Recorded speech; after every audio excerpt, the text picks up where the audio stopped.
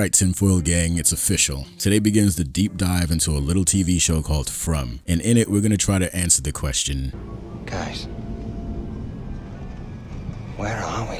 Okay, before we start, who guessed that I was gonna start talking about From on the channel? Well, I'll tell you who. These are the people that picked it right. So as promised, your name in lights. Congratulations. But I've gotten more requests for this show than any other, and after watching season 1, it was pretty much automatic for me. Because From is not like the other shows, but it should feel familiar to a lot of you, and that's because the showrunners worked on the original production of Lost. You can definitely feel the DNA in the writing of this show as well. This show is as much a mystery box as Lost ever was. Alright guys, so here's the plan. In this episode, we're going to get into the cliffhanger finale in season 2. We're going to talk about those freaky ass monsters that stalk the townies, and we're going to try to figure out what they're about, as well as some guesses as to what Fromville wants, or at least what it's trying to accomplish with the people trapped inside. But before we begin, I gotta warn you that this is a spoiler heavy zone. We're gonna go deep, so expect to see all kinds of story related details that might ruin things if you haven't already watched From. So yeah, go take care of that pressing issue. Don't worry, this video ain't going anywhere. Shout out to the patrons as always. These are the hardest of the hard-boiled tinfoilers. They took a chance on your boy, and that fact is not lost on me. So thanks to each and every one of you, including the newest members,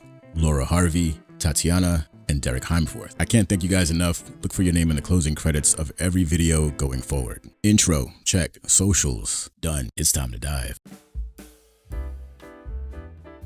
Alright, so I want to start things off by going straight to the ending of season 2, because we really need to talk about that big reveal. The very last thing we saw in season 2 is Tabitha waking up in a hospital, having escaped the cursed forest, but with no idea how she got out. That's a problem. We know that Victor showed her where the tree was, and the tree was supposed to take her to the tower, but then she gets to the top of the tower, and this kid dressed in white just pushes her out a window, and next thing you know, she's in a hospital. We don't really know what happened here. The only thing we know is he says, "I'm sorry I had to do this." I'm going to talk about what I think really happened there later on. For now, let's stick to the plan. 3 days ago, a pair of hikers found you in the woods.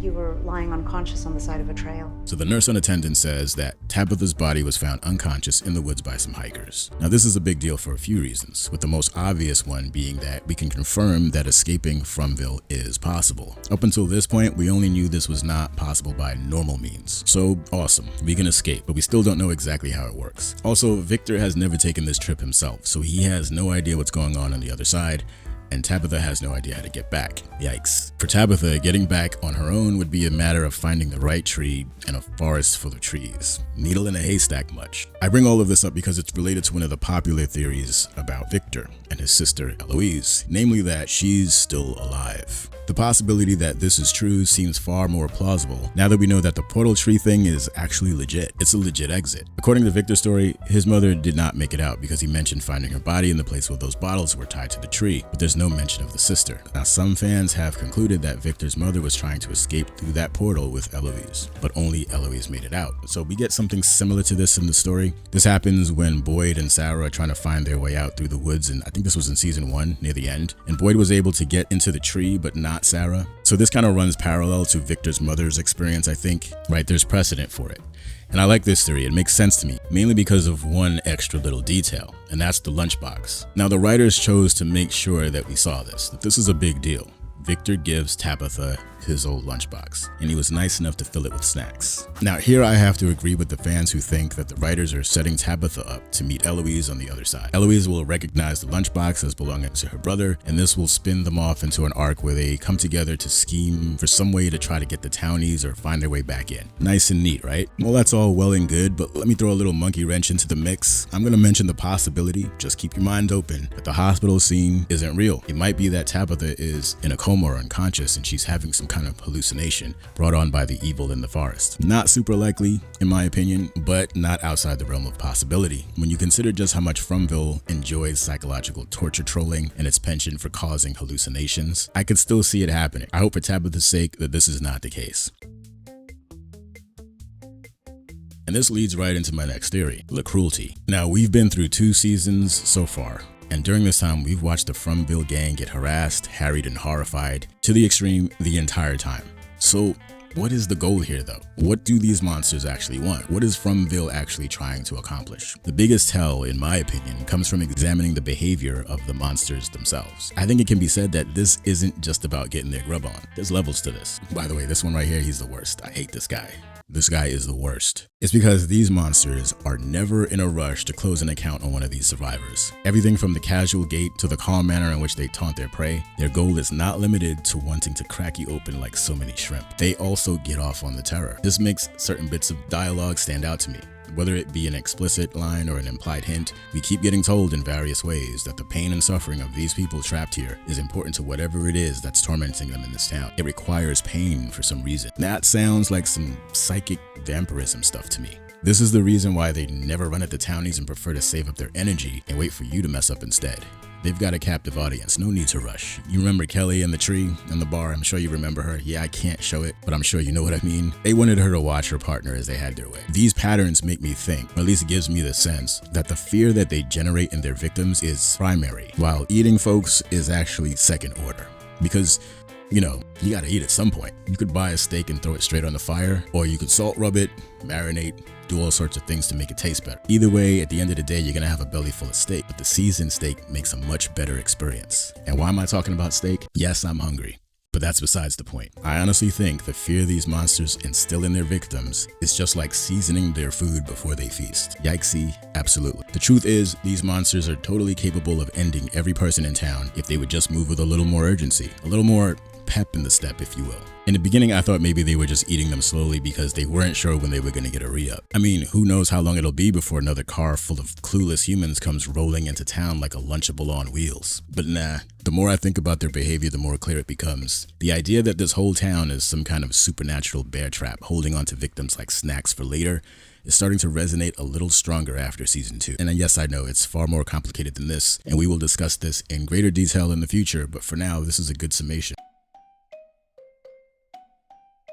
One of the things that is still up in the air about the show is whether the great mystery is supernatural in origin, or can all of this crazy be explained away by science? I mean, we're led to believe that there is something evil in the woods that is to blame for all of this. But then we get a few indications that there might be real people involved in this in some way, maybe even behind it all. Why do we think this? I'm sure you know what I'm talking about. It's the radio scene. Now, in case you forgot, this is happening when Tabitha discovers the tunnel system under the house, and Jim and Jade are leading the effort to get this ad hoc radio tower up and running.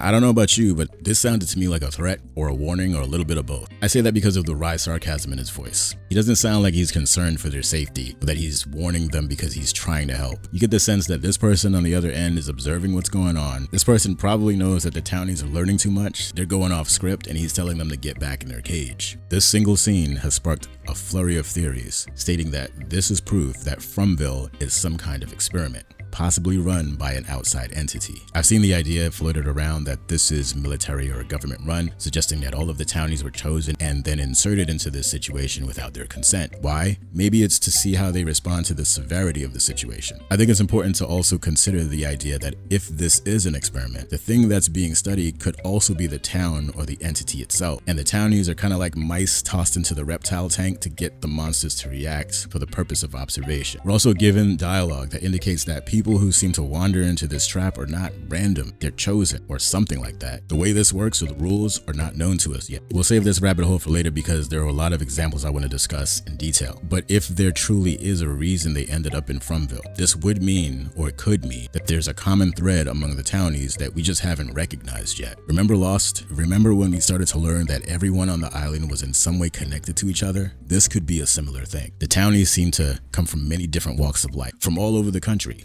So far, there is no obvious matching characteristic or shared experience to speak of. But as far as this chosen theory goes, there is no denying the fact that this town is trying to mess with them. I mean, look at the way it messes with Boyd psychologically. Another good example is Christy and Mari. How do you explain Mary showing up on a bus that comes into Fromville other than this was planned? It's funny.